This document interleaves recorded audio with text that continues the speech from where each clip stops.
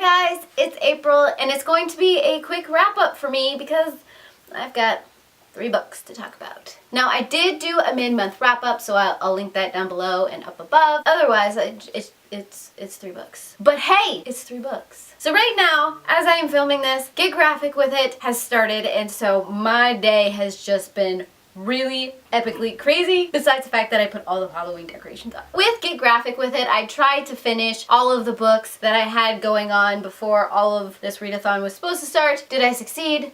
No, I did not. I am still in the middle of reading City of Ghosts by Victoria Schwab and also reading another book. I don't remember what it's called, and another book. As you can tell, I've been picking up books and putting them down and walking away and then thinking that I need to continue reading them, and that's pretty much it. I am just going to get on to talking about the books that I read the last 2 weeks of September because that is what this video is for, and we're gonna make it nice and darn quick. The first book I want to talk about is Daughter of Smoke and Bone by Laini Taylor. This is a story about a girl whose hair grows in blue, which I love. All over the world, black handprints are showing up in doors, along with sightings of people with wings. This story mostly centers around a young girl named Karu who lives a very interesting life. She is the adopted daughter of, I don't even know how to explain these creatures, but they aren't human. At the same time, she's going to a human school, she's got human friends, and she's deeply ingrained in the arts, and this whole story starts to unfold, figuring out what these black handprints and these winged creatures are. I picked up this series because I fell in love with Laini Taylor's writing in Strange the Dreamer, but you can see how Laini Taylor has developed her writing. She's not quite yet at the spot where I love her at for Strange the Dreamer, but I can see where all of that starts to morph into. And with that being said, I didn't really truly enjoy Daughter of Smoke and Bone as much as I did Strange the Dreamer. I'm very much interested in giving the rest of the series a try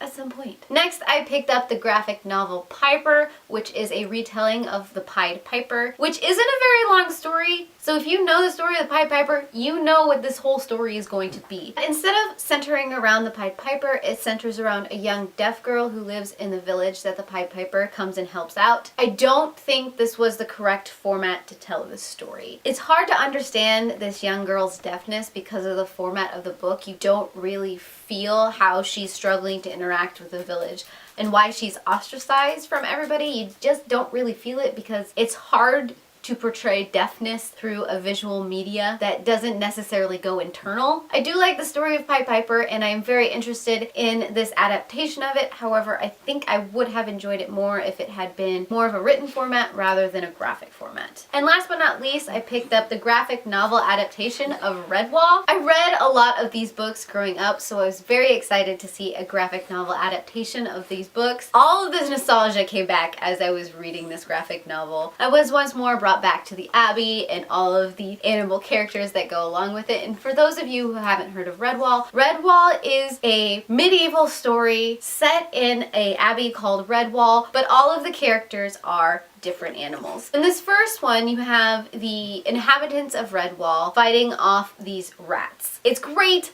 I love it. It brought back a lot of my childhood, and I don't even know if there's any more of these graphic novels, but I might attempt to go find them. So those are the books that I read for the last half of September. I'm in the middle of Get Graphic With It, and already I am 3 graphic novels down, so I am very excited about this wrap up because I feel like I'm becoming my old self again. So tell me down below if you are taking part in Get Graphic With It, or if you have read any of the 3 books I just talked about, because we can chat down below, and I heart your beautiful faces.